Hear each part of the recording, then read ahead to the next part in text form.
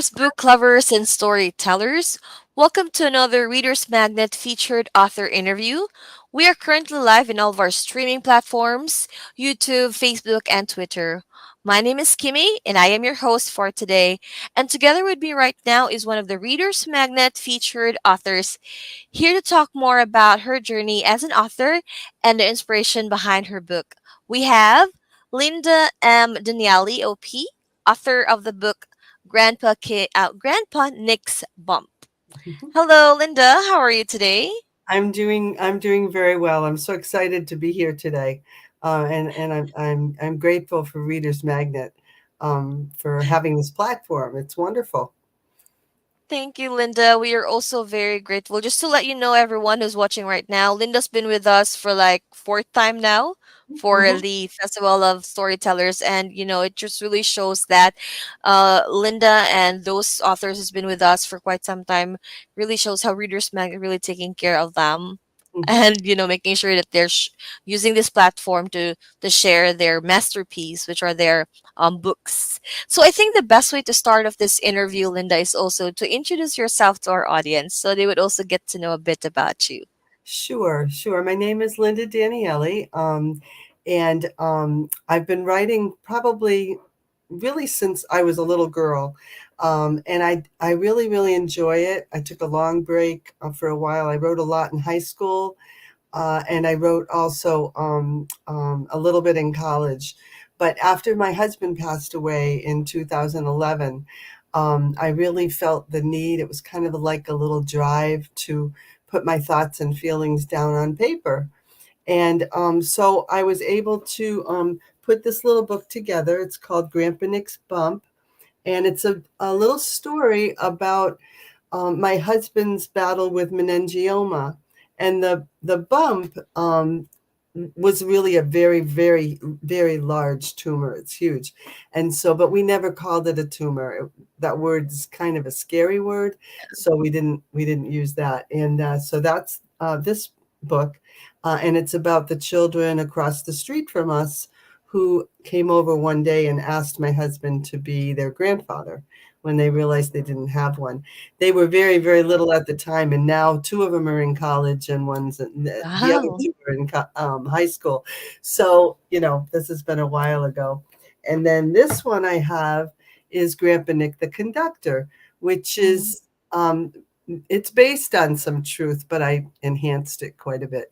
And that's about my husband being a trolley operator at a local trolley museum here in town. So so that's I've been writing, and I've done this last year. I've done some writing with a writers group here at our Mhm. senior center, and I've really enjoyed it. So I'm kind of venturing out into poetry and things like that as well. So that's Wow. what I've been working on.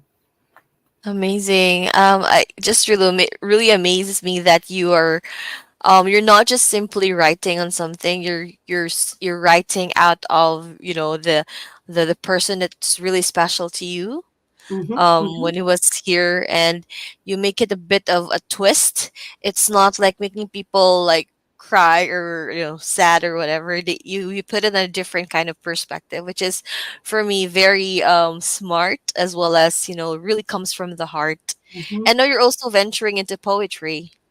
Yes, yes. No. I was a music major in college a very, very long time Oh. ago, and I Wow. was a voice student for a while, and so um, poetry kind of comes a little bit. It's actually more natural for me than it Yeah. is to actually write a story, because the Yes. rhythm is all there, and I kind of fall into that pretty easily.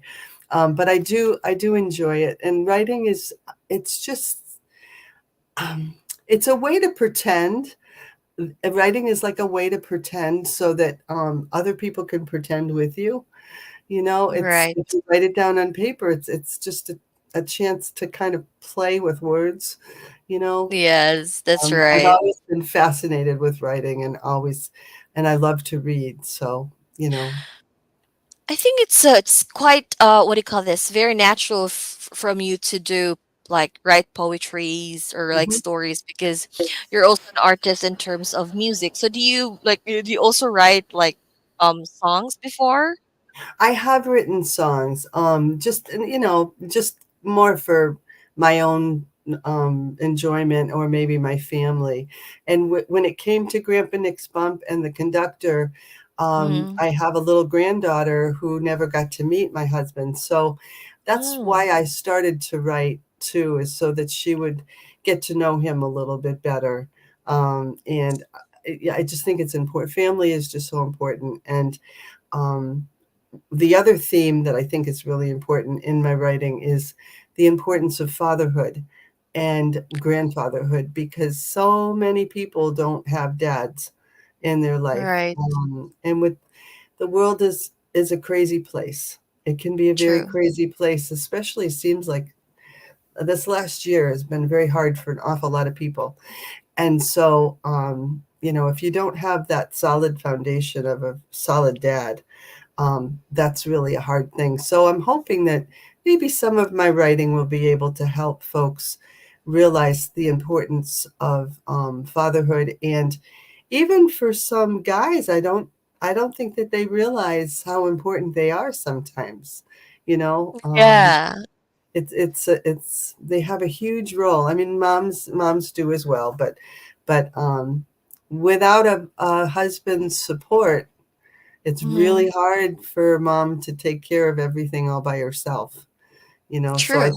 I think dads have a crucial role that they need to recognize and that the world needs to recognize. So that's another reason that I wanted to start writing about, because my husband was a wonderful dad and grandfather, and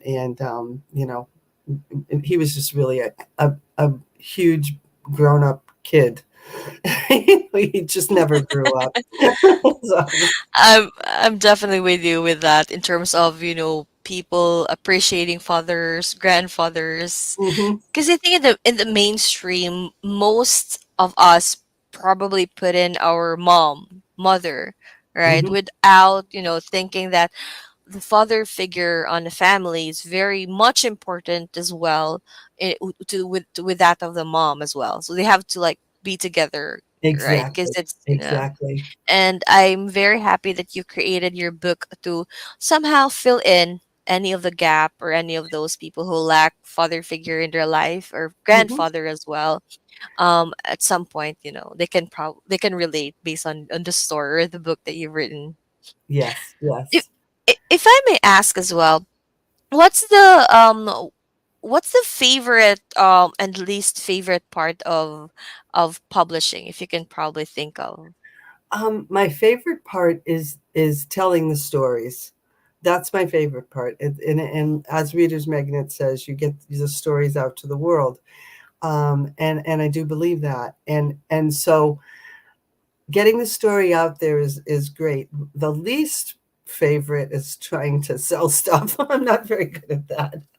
Um, but I'm working on that. But hopefully, it'll be successful, but the whole point really is to get the story, and so that, again, my granddaughter will understand how lucky she was to have a grandfather who would have loved her immensely. So, but yeah, Nice. I getting the story out there is just that's kind of fun. I really love writing. Right. And it really shows on your books. When you love what you're doing, it would just reflect there, right? It's going to be natural and people are going to feel that based on the book that they will be reading from you. What was one of the most surprising things that you learned in creating your books, Linda? That I have a lot more ideas. I just recently retired from teaching for a Mm. gazillion years, and I taught forever, like 45 years.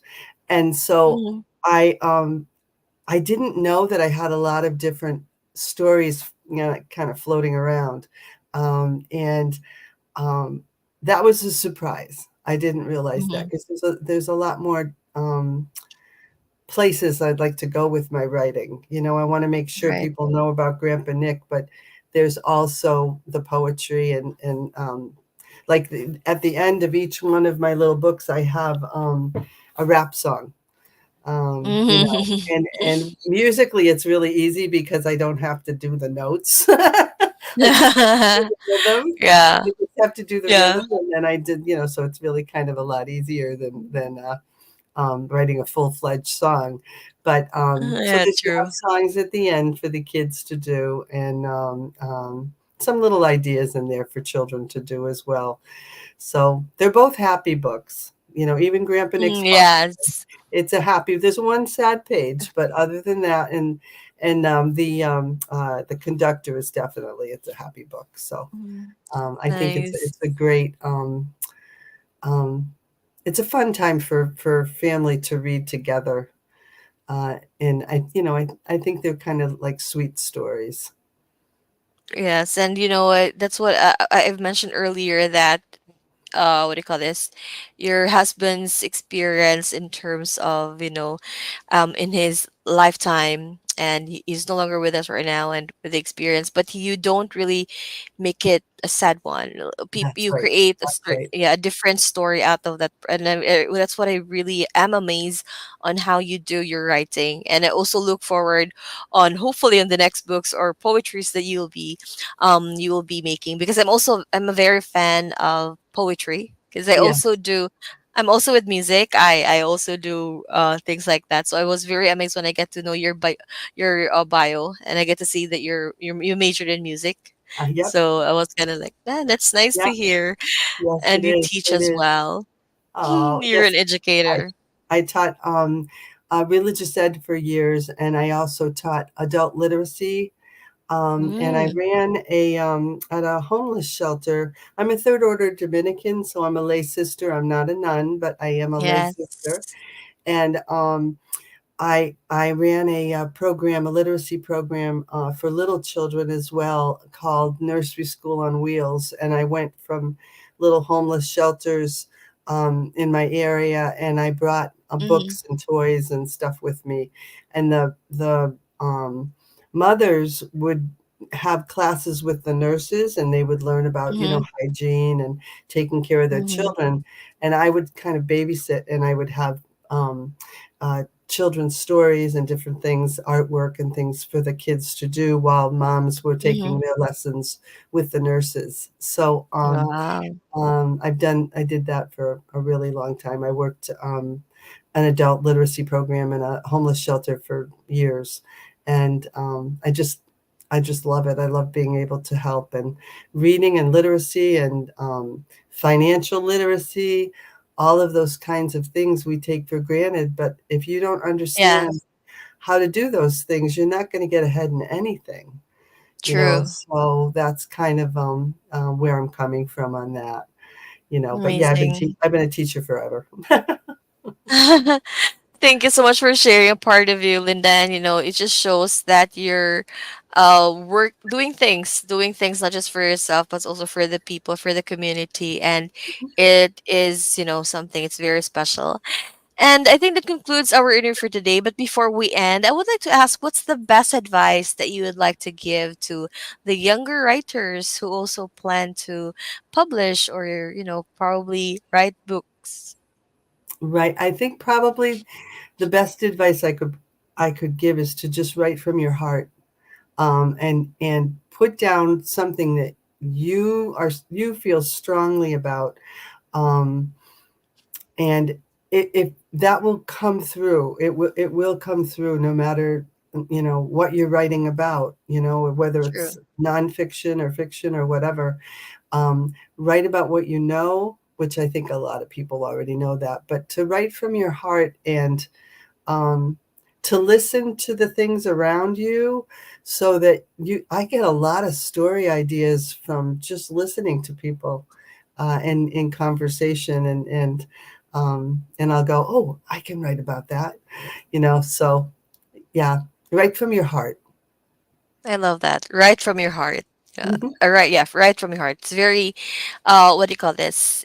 Something that people could definitely do if they just really listen to whatever their heart is saying. Yes, Yeah, yes. right. It's really And lis- different if it's and listen to authentic. what's around them, the conversations, Yes. the needs of people. You can address needs of people with words, and it's not that hard. It's fun. True, that's right. Thank you so much, Linda, for for the time and for coming back and joining again Hmm. the Festival of Storytellers, and we're very excited to have you as well. That's gonna be on January 22 to February 4.